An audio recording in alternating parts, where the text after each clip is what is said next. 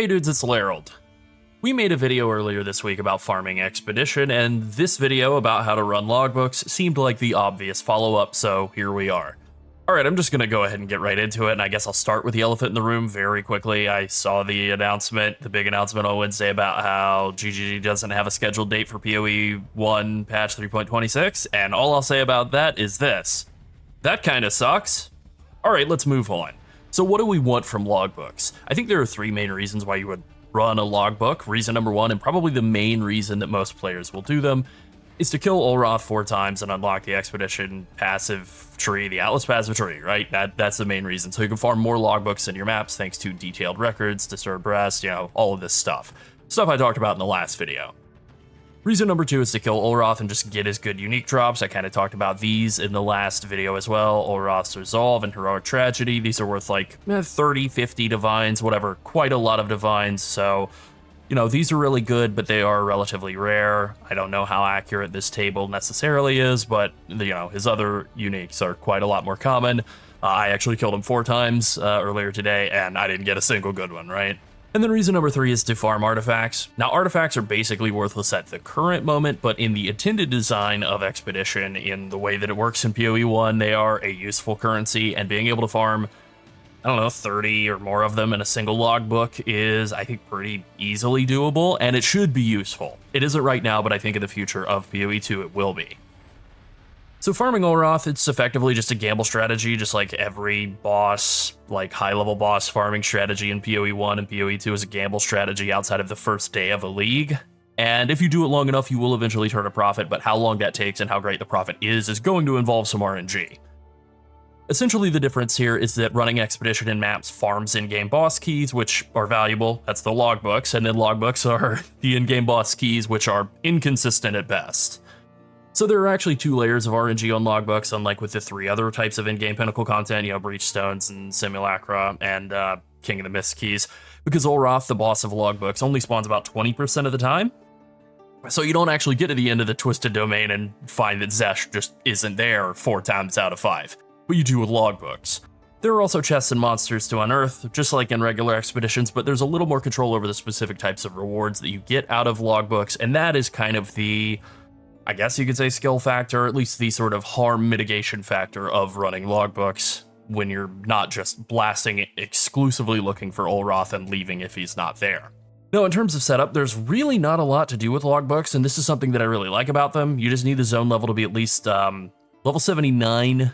So the standard is to run level 79 logbooks. I don't actually have any, all mine are 80. But if you have several points into logbook difficulty doesn't add 1 level, it adds 1 level for difficulty 1 and 2, and then it adds 2 zone levels for difficulty 3 and 4.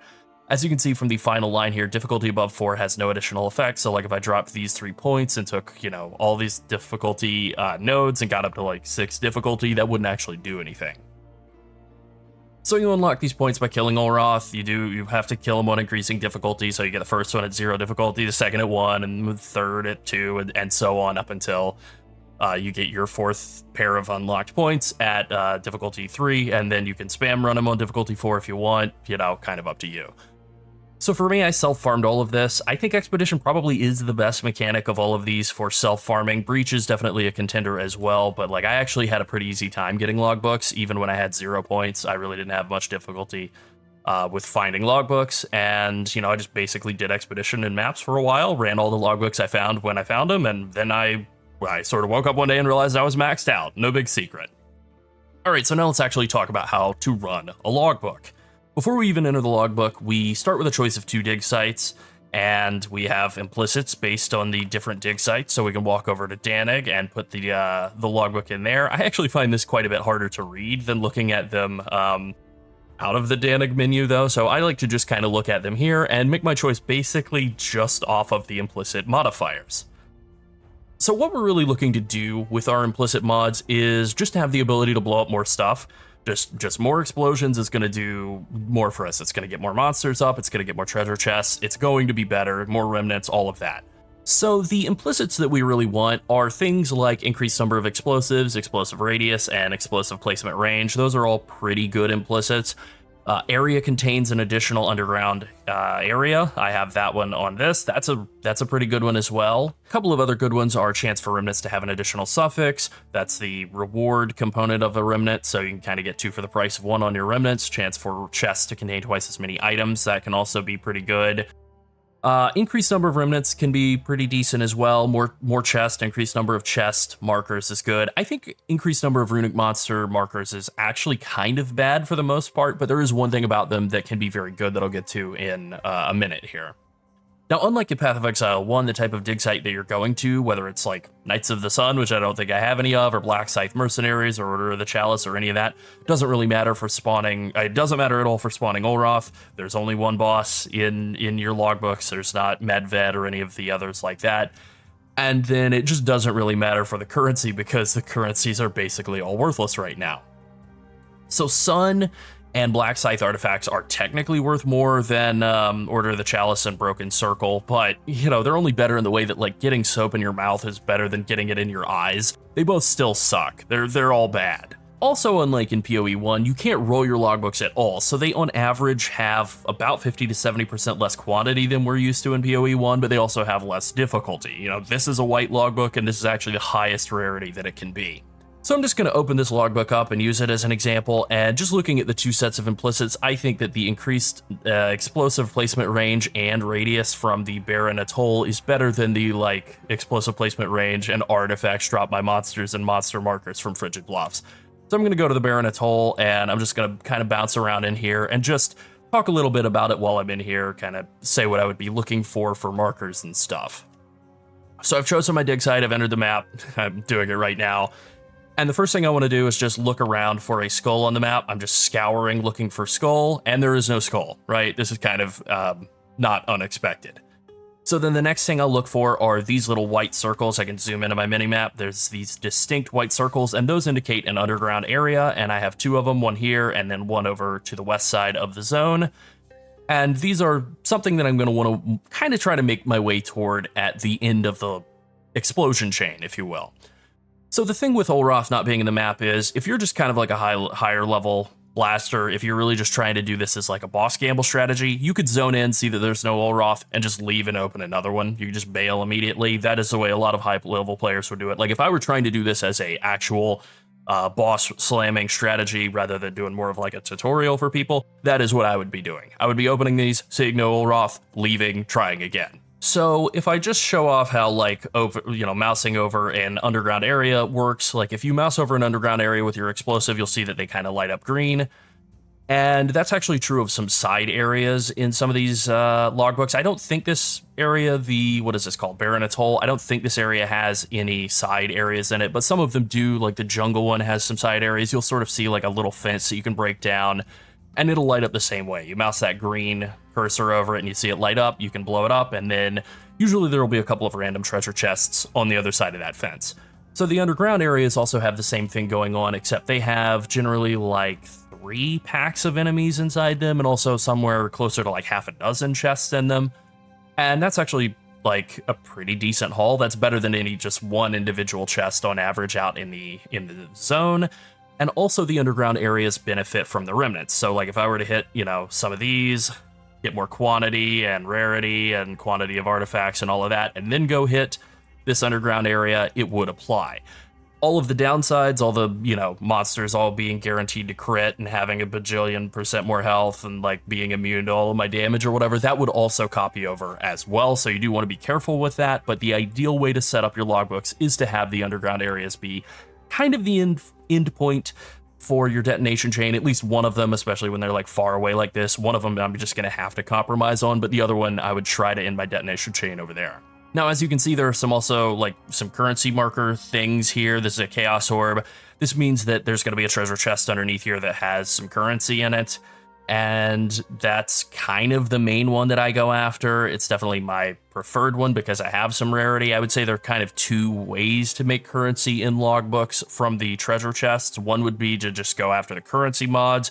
And in that case, you want to just kind of min-max all of the quantity and rarity that you can get out of remnants along the way without making like a bunch of immortal killing machines that are going to like instantly slaughter you from, too many bad mods, but pretty much you're just hunting down currency, and then that's kind of it. These little swirly ones, these little guys, cause you to get artifacts out of them, but artifacts because, as we've said, artifacts kind of worthless. You do get a decent amount of exotic coinage out of them, but those are worth like 2.5 exalts, maybe 2 exalts. Really not that great either. If for some reason artifacts become good, then the way you would do logbooks and the way that you do them more in PoE 1 is you hunt down these modifiers, the expedition flagged modifiers instead, and you try to get, artifacts from monsters and chests and so on. Now, option number 2 for making currency in logbooks, that doesn't involve Olroth, is to hit as many jewelry and armor chests around the area. And I don't have a lot of those. I have, this is an armor one. It looks like a piece of armor. And then the jewelry ones look like this. They look like a ring. I think it's not rendering correctly. Well, anyway, they look like this, a purple ring, right? And the reason that you would do that is you want to get good white bases, things like stellar amulets or sapphire rings, heavy belts, that kind of thing. And so when you're doing that, you want to try to avoid rarity at all costs. You don't want to pick up any rarity from chests or monsters on any of the remnants. You don't want to really have any rarity on your gear. And that would be the approach to doing it that way. That can work. I think it definitely has more steps to it. It's a bit more annoying to set up, and I don't necessarily know that it's going to be good. You really are just gambling on getting a decent amount of stellar amulets, which is, it's not like that likely. But quantity will affect the amount of stellar amulets that drop, the amount of stuff that drops, so that's useful. And in this case, you would also want to hunt down as many monster modifiers or monster markers as you can, which those are all these little flags here. The bigger flags, that's a bigger monster. Those indicate rares. So hitting those is good as well.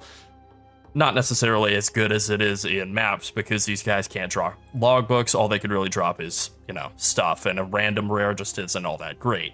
Now, one extra thing to keep in mind, and that is the case in this particular logbook, is that if the zone level is 82, you can hunt down monster markers for chances at level 20 skill and spirit gems. And those shouldn't be affected by rarity, but I believe they will be affected by item quantity. So getting increased item quantity from monsters in a level 82 zone does mean you'll probably get more skill and spirit gems. I think that's probably why I got a handful in my situation. So what I would do in this area is I would just kind of bounce around looking for like decent remnants that I think I can handle. And I'm not super thrilled by any of the ones around here. But basically, I'd want to just try to like clean up some around here, hit this underground area, even though I'm not really thrilled with the state of the remnants over here, and then make my way over to this underground area on the other side of the map, hitting all the currency chests along the way, and then I would hit the detonate button and hope that I actually got something useful out of the deal, and like I didn't create any unstoppable killing machines along the way. I won't subject you to all of that. You know what I'll do is I will actually just run it, and then we'll use the magic of Premiere Pro to see what I actually got out of the deal, and then there we go.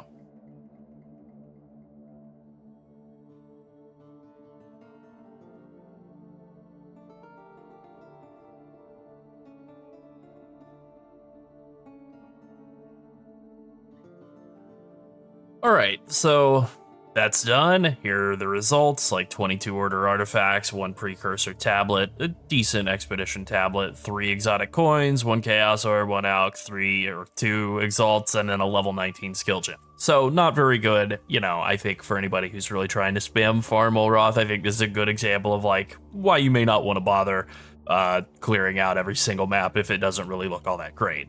And this is kind of the problem with the gamble currency strategy is like if you just do one and you're just hoping to get lucky, you're probably gonna, it's like buying a lottery ticket. You probably just threw away whatever that logbook cost. If you can live with that, then it's fine. If you can't, then I guess just don't do it. All right, now I just want to briefly talk about Olroth. He's not a super complex fight, but he is a pinnacle boss, so unless you have around 7,000 combined life and energy shield and mana if you're playing with mind over matter, you absolutely cannot get away with just face tanking him. I do have about that much effective health, and I have melting maelstrom, so I can definitely get away with face tanking him, but it is kind of a bad habit. He's also not very tanky himself. You have to kill him 1.5 times, and that's kind of it. The Triskelion Flame circles the arena blasting lasers at you. He starts off the fight by doing a big slam on the ground in front of him.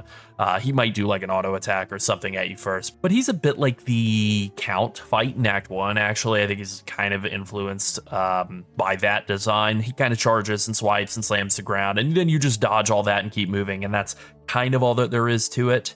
I think one other note is that the remnants applying to underground areas, they apply to the underground areas, but they do not apply to Olroth. As far as I could tell, I did actually test some to see, like, would they have any impact? Didn't seem to at all. All right, now I just want to talk about the results of me playing around with this a little bit. So I ran 10, I guess now technically 11 logbooks, not a huge sample size. That's fine. I lost money on this. I pretty much lost my shirt on this, but that's okay. I guess I would say I lost about 7 divines. I did get 2 level 20 uncut skill gems. Those are about half a divine a piece now, I think. And then, you can see it. I got less than 20 exalts, less than 20 chaos, no raw divines. I got 40 black scythe artifacts, 72 rog ones, and what is this, 174 Gwenin ones. I just had more Gwenin logbooks than anything else. I got 32 exotic coins, 2 Olroths for this crappy club, 1 Svalin with decent rolls, but unless it has like perfect rolls, it's really not going to be worth much. And then this helmet, Keeper of the Fart, not very good. And the only really like distinct notable piece of gear that I got out of this is like these 2 rares. I got this emerald that I corrupted. It has attack speed, damage with quarter staves, damage with hits against rare and unique enemies, 20% on that. Actually pretty good rolls on all those mods. I guess not on the damage with quarter staves, but that's fine. And then increased stun threshold, but it didn't get any sort of like fun corruption or anything. It just corrupted and didn't brick. So I maybe could get a divine, maybe more like 50 exalts out of this. Nothing all that fancy. And then this ruby ring is actually pretty noteworthy. It has 60% rarity on it, and it is a ruby ring, so it's got some implicit resistance. It's also got kind of a bad resistance and strength roll on the suffix. And then a pretty decent fizz roll on the prefix, but that's not that useful, and a really bad mana roll. So like, I may try and sell this. I looked it up, like a lot of those overlapping stats, and the 60% rarity is quite high. I looked a lot of that up, and it said, allegedly it's worth 5 divines. I don't think it's worth 5 divines. I might be able to sell this for 1 or 2 divines, maybe. I might try gambling on it with a Chaos Orb or 2, see if I can get rid of that mana or get rid of that like bad cold res, get something good out of it, but feel like I'm just as likely to brick the rarity, and now it's basically nothing. So I would say, generally speaking, I lost my shirt on this, and that's okay. Not unexpected, not a problem at all. It's a gamble strat. I did a small gamble, I lost, and I am not upset about it. I'm okay with it. Like I said, I saw Olroth 4 times, and I killed him every time, so I high rolled on that, but then he dropped garbage in each of them, so like, what's the difference, right? So to kind of answer my final question on all of these strategies, is running Expedition logbooks good? Not necessarily, not unless you do it in pretty large bulk, I would say. Mechanically, I think it's good, and I think that logbooks are worth doing to get your passive points. I absolutely think they're worth that part of it. The only problem with logbooks as they exist right now, as like a sustained currency farming mechanic, is that the vendors for Expedition just aren't very good, so the artifacts are low value. But it also contains a pinnacle boss, so the price is high, and the consistent value is really bad, and the designs of PoE 1 and PoE 2 are just kind of fighting with each other. So in our last video, we did have some commenters saying that they're playing SSF, and that they actually like PoE 2's current version of Expedition crafting a lot. Well, I shouldn't mischaracterize them. That they found it very useful, I think, more so than that they actually like it, but, it has definitely provided some of their most useful gear. That makes sense to me. It does seem like it could be a system that's really good if you invest a lot of time in it. I've also heard that the patch 0.1.1 change to the Expedition vendor gear made them, suck a lot less. I really haven't given it a fair shake since the patch, so maybe it's better right now, and most people don't realize. I don't know. I think if the artifacts and exotic coins were worth more, we'd see logbook farming be a lot more popular strategy, a lot more enjoyable. It'd be fine if like I were spending close to a divine on a logbook and then getting back, worst case, like half a divine worth of artifacts. I think I could live with that, but getting back, like 1 exalt's worth of artifacts is like, yeah, yuck. Bad gamble in the small scale case, at least. I definitely think the combination of like a consistent farm strategy and an RNG boss currency strategy overlapping with each other sounds really great. Unfortunately, this isn't working out like that just yet, but I am hopeful that the next update to PoE 2 whenever it comes, will bring a major overhaul to Expedition. Let me dream. Okay, I think that pretty much covers it. This was also actually still pretty fun, even though I lost like 7 or so divides. I still enjoyed it. PoE 2 is fun. I do hope that the Expedition rework comes sooner rather than later, because mechanically I think it's probably the most fun content in PoE 2's endgame, at least to me. I love Expedition, I always have, I always will. I just wish it were a little more rewarding. Be sure to like and subscribe if you enjoyed the video and want to see more like it. We're getting very close to 20,000 subscribers and we're very excited about that. And if you want to support us even further, consider becoming a channel member. Alright, that's it. Thanks for watching and have fun digging around in the dirt some more. Bye.